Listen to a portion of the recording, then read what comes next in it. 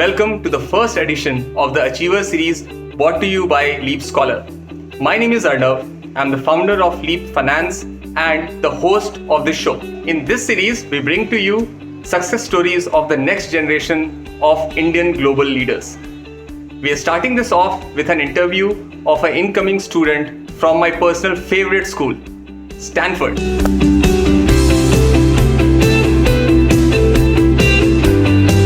In this video, we'll talk about what inspired Aditya to pursue his goal of studying from a top global university.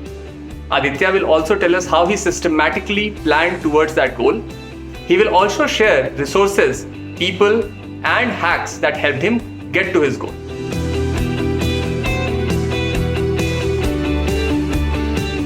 Hey Aditya, welcome to the show. Hi Arnav, how are you? Thank you for inviting me this. Yeah. Thank you for talking to us and look forward to a great session. Like me too, same here. Great Aditya, please tell our viewers about your background. I grew up in Vadodara, that is in Gujarat, and then I completed my bachelor's in mechanical engineering from National Institute of Technology, Karnataka, Surathkal, and I'll be pursuing my higher education in US. I'll be doing a Master in Science in Mechanical Engineering at Stanford University. My primary field of interest is MEMS, if you like the abbreviations, or for expanding it, it's like micro electromechanical systems. So it's kind of very closely related to nanotechnology. So yeah. Thanks for that. Sounds very exciting. So, have you ever been to Stanford before? I haven't been to US before. I've only been to Europe, but not to US. And on a scale of 1 to 10, how excited are you about going to Stanford? Stanford is definitely a very exciting place to be. I mean, you have an international peer group that is not comparable anywhere. And US, most of the colleges have that. And then also, it's a university, right? So I can even meet artists. I can even meet people who have come there to learn acting, business, engineering. So engineering is just a small part of that big college, and it is fun, I'll get to interact with so many people with a lot of diverse backgrounds, and that is basically the point of doing higher education. That is the reason I'm not interested in doing MTech rather and doing Master of Science rather. First question, are you the first one in your family to go to Stanford? Yep. What about your school? I don't think from my high school anyone. I don't, at least none that I know of. What about your extended family? One or two family friends, but that is if you extend way too long, not too much. Okay. So, for your family, you are the Sharma ji ka beta. Right. But actually, Shah ji ke bete business करते हैं, पढ़ते नहीं. It's an exception. Okay, second question. Do you remember the exact date when you received your Stanford admit? Yes, 19th March. I remember that date. What was the first thing you did after you received your admit? Actually, 19th March was we were told to evacuate our colleges by 16th of March. So I was already home with all my college stuff even before the college was over. So I went to a sweet shop, like wearing mask and all. Everyone was against it, but then I had simple motichur ka laddu. That's all this this pandemic allowed me to do. Sadly, I couldn't do much to celebrate this. Still waiting for that party right now. Great. And whose reaction was your favorite once you told people the news? Reaction, the first person I told was my mom, and she literally jumped and she was like, yeah, and because she was really happy, and I think she was working in the kitchen. She left everything, she came and hugged me. It's like, and then then the next instant she started calling all her relatives. So it was the most precious reaction for me. Great. What was the coolest thing about getting a Stanford admit? The coolest thing about getting an Stanford admit is that the acceptance rate is very low. It's less than 5%. So that is the coolest thing. I mean, you are competing not just in India now. You are not like you are earlier. You were giving IIT, JEE. You were like competing with the Indian education system. But now the competition has been to the another level.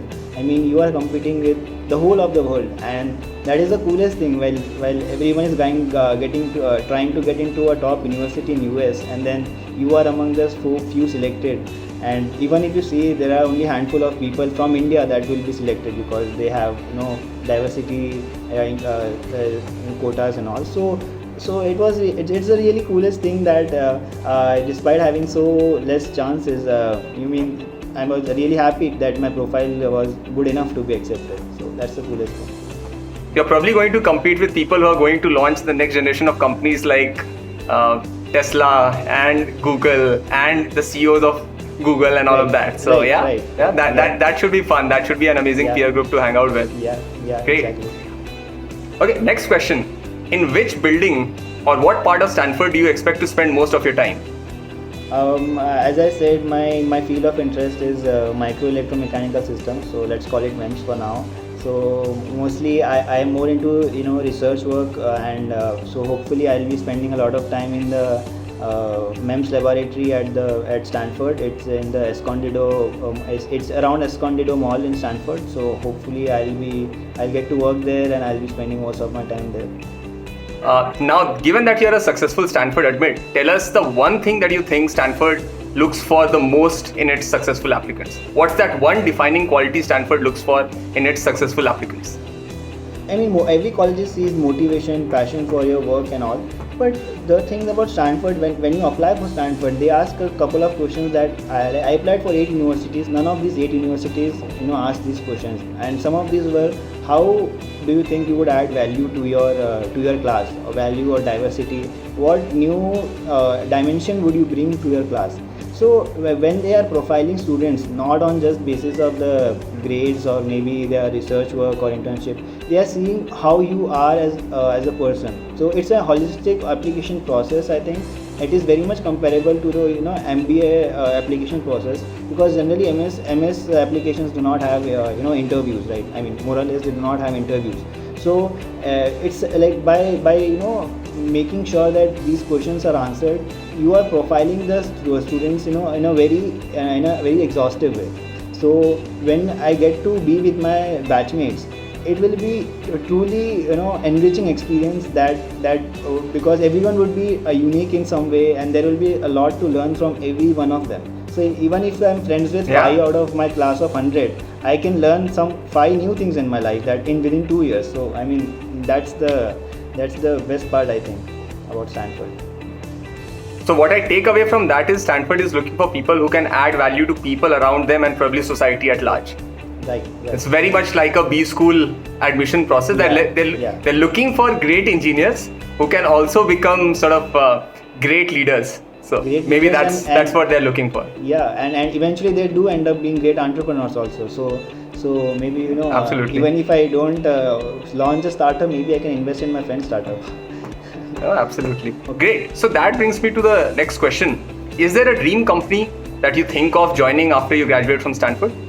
Actually, the laboratory I mentioned previously, the students who have worked previously in those labs are now working on deep space missions of NASA, the Mars missions, and even the professor that I intend to work under was formerly an employee at JPL, that is at Caltech. So I want to join a company like NASA or SpaceX, maybe that as cutting edge research and innovation. If you could meet any Stanford alumnus magically today, who would you want to meet? I would like to meet Sundar Pichai because his journey is incredibly amazing, because he actually did his master's in material science at Stanford as well. When he passed out as a BTech in metallurgical sciences, he did pursue his MS in material science itself. But then he transformed his career from being an engineer to an entrepreneur to a leader, and he has worked on tons of things, the Gmail, G Suite. Great. So since we are talking about sort of alumni, I can probably brag a little that Sundar Pichai is from my college, IIT Kharagpur. Right, yeah. And the other fun story is I went to Stanford once, and my friend was studying there. So he was studying mechanical engineering, and then he had shifted over to computer science, and he worked with Andrew Ng actually in his lab. Oh, that's So nice. like proper stud guy, Bharat Bhatt is his name.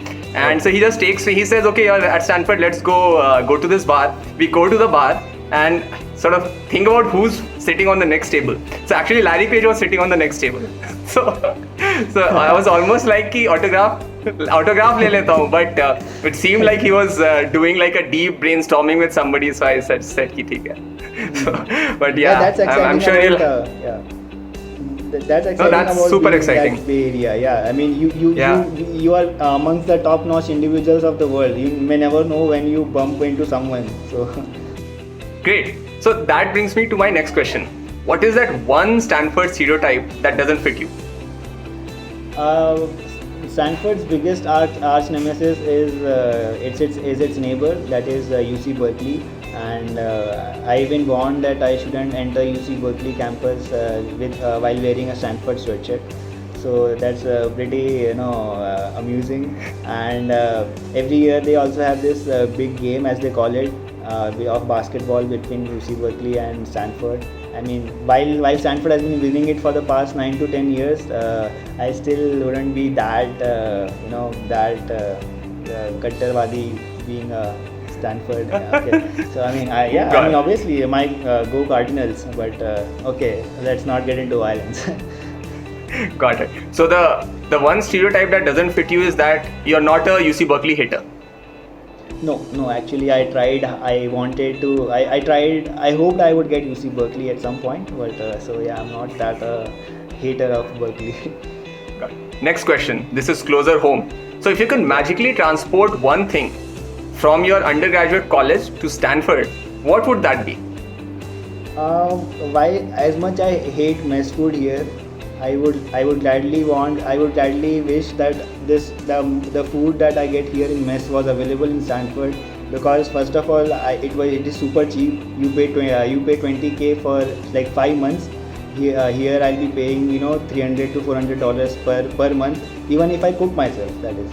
And secondly, I'm a vegetarian, so I don't know. When I was in Germany, it was like I lost 3 kilos in 3 months just by not doing anything. So I wish if I had a magic wand, I would want that my shitty mess food is available in Stanford as well. Not the beach that your college had. I mean, it's a good tiebreaker, but then as I think of it, beach is fine. I want food. Food is for every day. Beach is for just weekends maybe. So it's not beach, it's not your friends, it's not probably a love interest. You have your priorities, right? You're a proper Gujju. You want to do something that saves you money. Okay, that's good. Okay. Okay, so next question.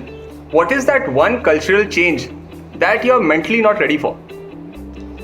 Maybe it's the relationship with your seniors, your elders, and the people around you. Because in India we have a highly kind of restrictive environment that we have between, say, if I'm interacting with my professor, or if I'm interacting with my lab technician or something. So it's a pretty restricted environment as such, because the Indian values, you have to respect them. Yeah, I think that's an interesting cultural difference. I think what Americans, I don't know about the rest, but definitely I feel that Americans treat everybody as an adult. Even if you're a 5-year-old, you're treated almost like an adult, and you're expected to you're expected to mingle with people who are much elder to you. You're not supposed to revere them as much as we probably do them, sort of revere them in India. So, but I think for Indian students going abroad, it's super important to notice this cultural change, because for example, there's no concept of a